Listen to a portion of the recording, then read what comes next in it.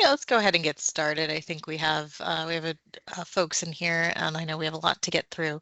So thanks everybody for joining us today for our monthly Accudemia meeting. We are so excited to see you here today, and we are happy to bring you this monthly session to give you some information about academia.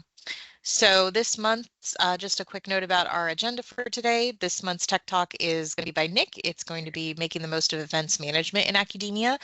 The event module in academia is one of our newer modules, and I know that it had been requested by a lot of folks. So hopefully Nick will show some new tips that'll help you take advantage of that if events are something you would like to track in academia. Then, of course, we will take questions on that Tech Talk and then open it up to general Q&A. And that is actually going to be it for our agenda today. We did have a user spotlight speaker lined up, but unfortunately he had to cancel due to a mandatory meeting he couldn't get out of. So we're hoping that we are going to be able to reschedule that for a later time. And a little bit of housekeeping before we begin. We actually have 2 upcoming webinars that we are promoting right now. So the first one is going to be promoting the success of non-traditional students, the BAP model, and that is by Dr. Hunter Boylan. I'm going to go ahead and grab that registration link. So that is actually going to be this Thursday, if you would like to attend that. And as always, that session is free. So we are really, really excited to be hosting that. So let me go ahead and grab that link if you would like to register for that session with Dr. Boylan. That's going to be Thursday at 1 o'clock Eastern. And then we have another session that is going to be in August. So because of the July holiday, that's why we're promoting 2 at the same time, because the July session's a week later than normal. And this one is going to be best practices for managing an embedded tutor program, and that is going to be hosted by Shauna Chaves at Pima Community College. So I'm going to put that link in the chat there. All right, and of course we are still taking registrations for our live conference that's going to be held in October.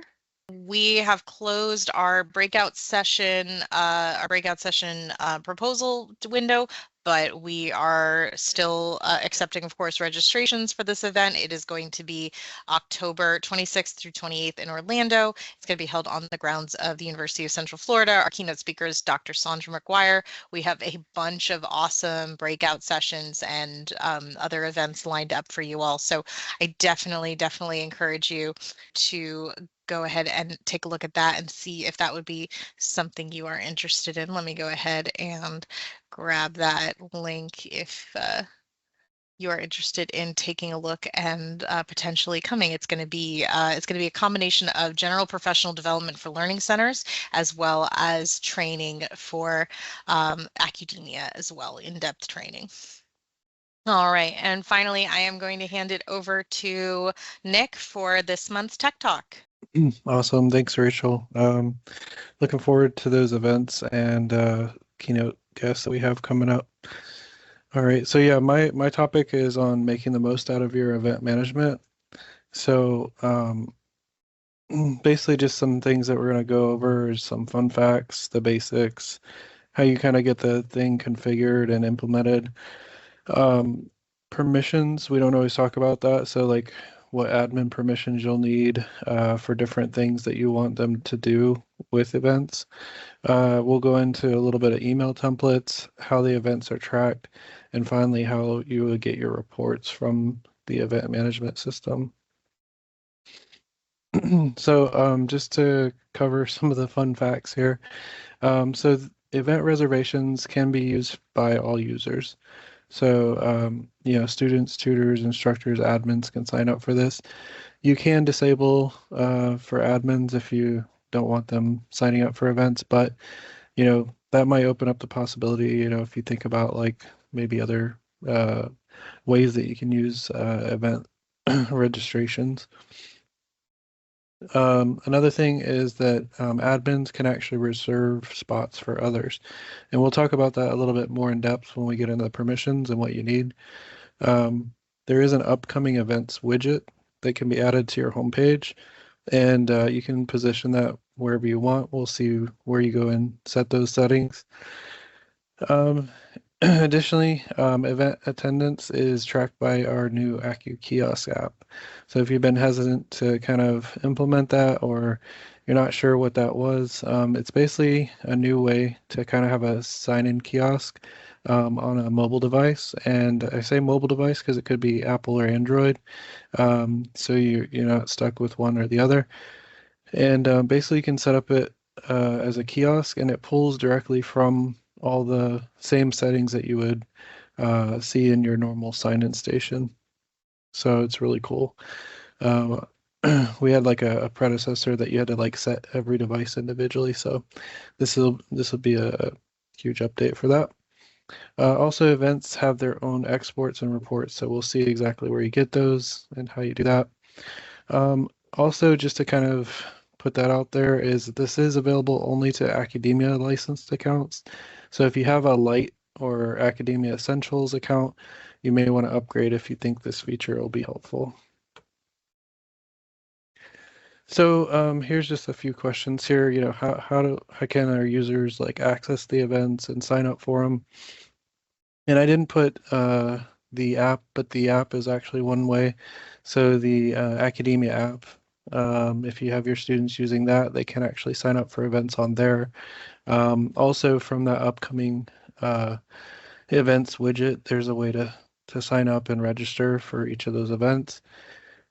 But the most common way is going to be under campus. We have events registration section. They'll see a list of all the events and they can click a button to register.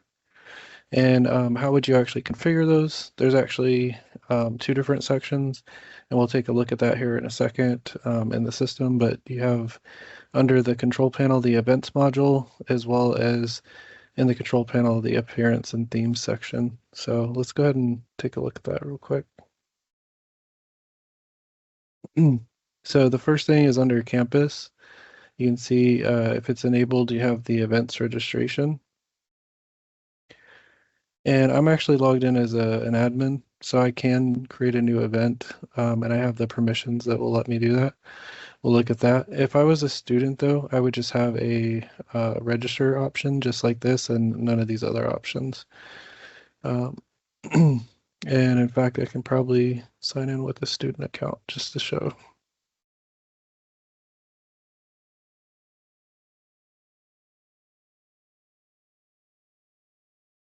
So here's one of my students, and if I go to campus events, okay, I'll see my workshop and I can go ahead. This one's actually already registered, so they can unregister as well. Pretty much the same, like I said, just no new event and options. I can actually search by, different centers that are offering events as well if there's a ton of them in here and things like that.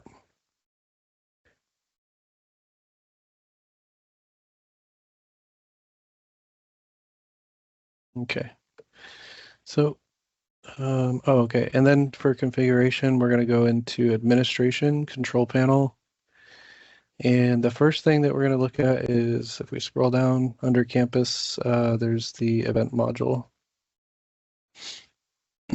So let's say, I don't really feel like using this at my centers or anything like that, or no one's really interested. Just so that you kind of minimize what the student has access to, you can actually disable the whole module. Just keep in mind this is a college-wide setting. It never asked, which center or anything like that. So this is something that you'd want to take note of. If I disable it, it's going to disable it for all. Email notifications, I can choose how many days before the event they'll get a notification. And then here's some of those restrictions that we talked about. So I can prevent students from registering for events. So if I actually wanted to, handle that with our staff, then I could use that option. I could also disable the event registration for admins if I don't want my admins signing up for these events. So that's pretty much it. You would save the changes if you made any. The next thing that we have is under the appearance and themes. So the reason why we're going in here, and I can actually do this at the college level, or I can go to my specific center and go to this center. I'm going to have these same options for the homepage widgets. I can configure them in both places though. So if I have access to both the college and the center level, I could do that.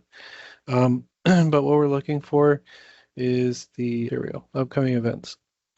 And so each of these checkboxes here represent a different role. So I can choose who sees it. So for instance, if I'm not really letting my admins or students make this selection, then I could actually disable it for those that I had previously, that was enabled for, but they're not going to be able to do it. So I can take that off. The other thing is I can change the order in which it shows up.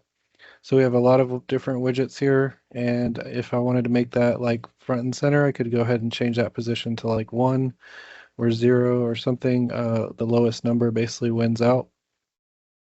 So I can go ahead and throw that right at the top.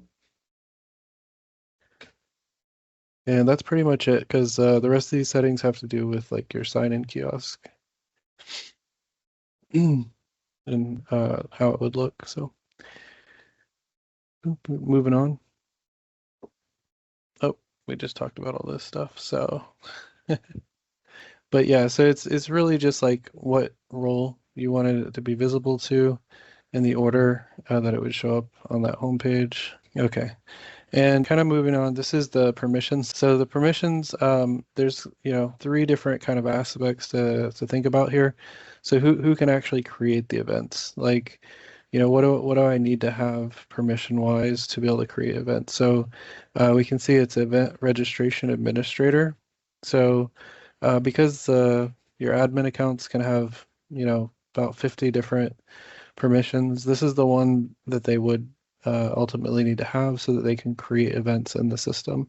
So that means if they're a tutor, obviously you want to be careful, what other permissions you give them. You kind of have this little note here because you could be giving them access to do different things. So for instance, with this one, we have who can register students to events. They need to have the managed students in addition to that events registration administrator. Just keep in mind that that will also let them create, edit, and delete students. So this is, you got to be careful with who you assign that out. And the last thing here is who can manage the email templates. And I didn't go into that, so I'll show you the different email templates we have. But basically for this one, they have to have the email templates editor and edit terminology. Notice that they don't have to have the events registration administrator for this. It may be somebody else that manages these templates as well. So they could have different permissions. If they had that third permission as well, it wouldn't hurt anything. They would just, or if they had all 4 of these permissions, they would just be able to manage all the different aspects of the event management. So here's our look at the different types of email templates that you have. So you have an event registration notification, and this is when they initially sign up for it. This is the messaging that you want to go out. You can do this different per center, and as you've seen with some of for other email templates, you can add keywords in here. So we have different keywords that are available, such as the event name, date, time, your URL to get them out to that website if maybe they need to like cancel that they're not going to show up or something like that.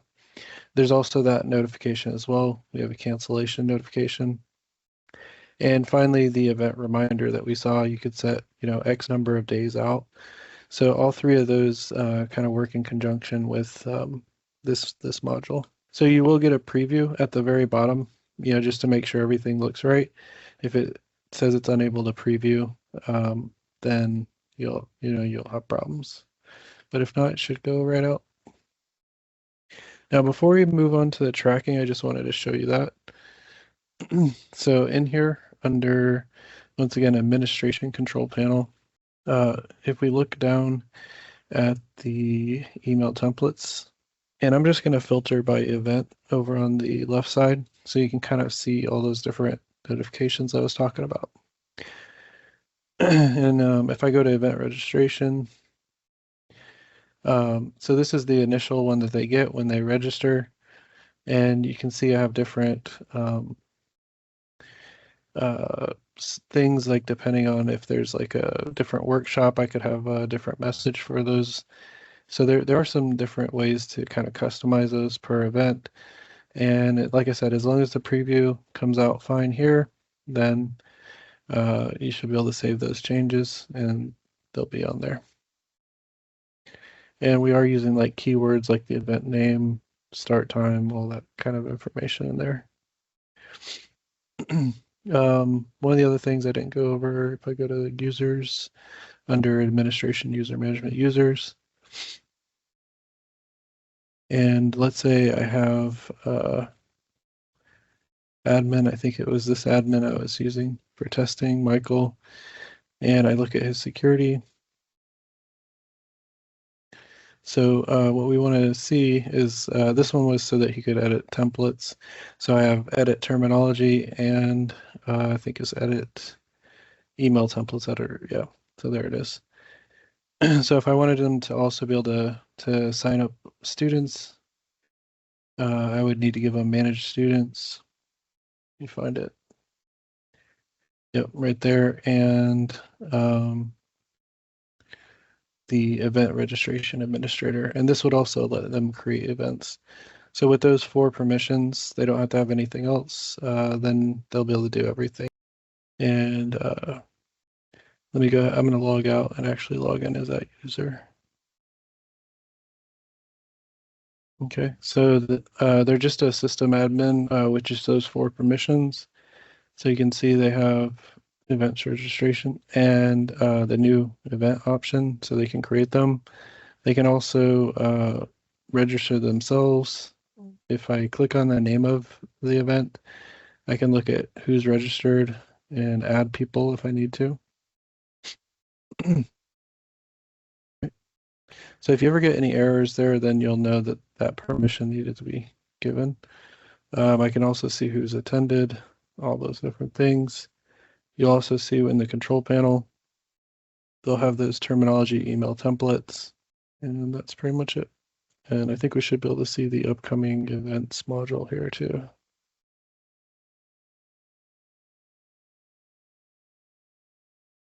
Yeah, here it is. And this is another place, like I said, they could register on that home page. I want to view all, it'll just take me to that section again. Okay, so now we're going to go into the event tracking. Now we have some other videos on this.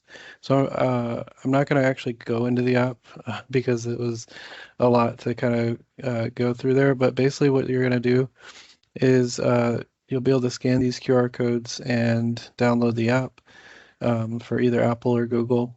When you download the app and log in as an admin, you'll have, kind of interface that looks like this. And the top middle button there is to track your event attendance. Once we get the app to open, you're gonna, tap to scan badge. And if, you have several people that are going to be using this app and tracking, they can scan the user's QR code, and they could either get that from the Accudemia app, or the student will have their own badge within the app itself, or there is a way to print QR codes for each student from within your account. But once you give permission to the camera, they can go ahead and scan them in, and then they'll be signed in for that. Okay, some additional options. You could basically create an admin passcode to lock the screen. So if I was going to display this in, let's say, like a case where it's like mounted to the wall or something like that, I could actually change that to have a lock code and change the camera. So instead of using like the rear camera like we saw on that previous screen, I would probably use the front one so they could scan right in. And I can also choose to enable or disable sounds depending on how close we are to the classrooms or, wherever they're doing the events. And I can set it to not sleep. So if I do have the device mounted, it's always going to be on and ready to go. And we can also enable like input devices. This could be like any type of scanners. Maybe have a barcode reader or something. All right, and the final section is our reporting. So unlike most things in academia, you're usually going to go to data analytics and go ahead and pull those reports. But in this one, and we kind of saw that with my other user here, when I go ahead and pull up this, I can actually see my list of everybody who's registered, let's say, or even once it's happened, anybody who's attended. I'll have an option to go ahead and download that report right here, and I'll get an Excel file with all that information. So everything that I see on the screen here will be available, and we kind of had a preview as well. I think it pulls a little bit more information as well from within the system, though. Okay, and that's pretty much all I had for the event management. Hopefully I didn't leave anything out. If you guys have any questions, definitely let me know. You can use the chat. It's usually the far left on the top bar in Teams. And then once you open that, at the very bottom, there's a type a message section. So I am not seeing any questions yet, but feel free to post those. We'll give that a minute for questions related to event management, and then we will also move on, open the floor to general questions about Accudemia. So Danny's question is, in the control panel under restrictions, it says you can prevent event registration for students. Can you clarify that if that means students cannot register for the event or if they cannot self-register? So those settings, they're account wide, so it's not going to be per event. So it would be basically where they couldn't self-register. So if that's something you didn't want students doing, like if you wanted to control or manage like who's signing up, I guess, or have your staff do that. Did that answer it? I think, I'm not sure because it says if checked, students cannot be registered to events. So maybe that's where my confusion is. I can double check on that, but yeah, as far as I was aware, it's to prevent self-registration. Yeah. Okay, sounds good. Thanks. All right. Any other questions regarding events? I'll give it a couple more seconds. All right.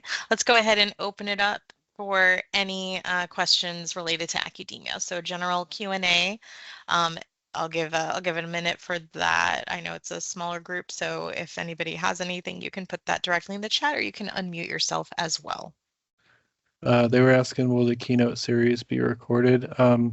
They will be recorded and Yes. published. It takes maybe about a week or so for those to come out, so you'd have to wait a little longer. But yeah, if you're not able to make it or something comes up, then yeah, we have. If you sign up, though, you will also get notified. So that's another good thing. So definitely register for those events. They will be recorded. You can register. We do have limited spots for joining us for the live session, but if you're just planning on watching the recording, registering is still fine to do because it means that you're guaranteed to get the recording link as soon as it becomes available. And of course, it is free to watch on our YouTube channel. Just wanted to follow up to Danny's first question. So if you actually enable the setting to prevent students from being able to register for events, you as an administrator can still add them. It'll just make it to where the button does not show for them when they're signed in. Thank you. Yeah, we might need to reword the description on there. We'll make note of that for the developers. All right. Well, thank you everyone for joining us today. All right. Thank you. If anyone is able to take that survey for us, it helps us keep these sessions relevant for y'all. We thank you so much for your time today and have a great rest of your month. Bye.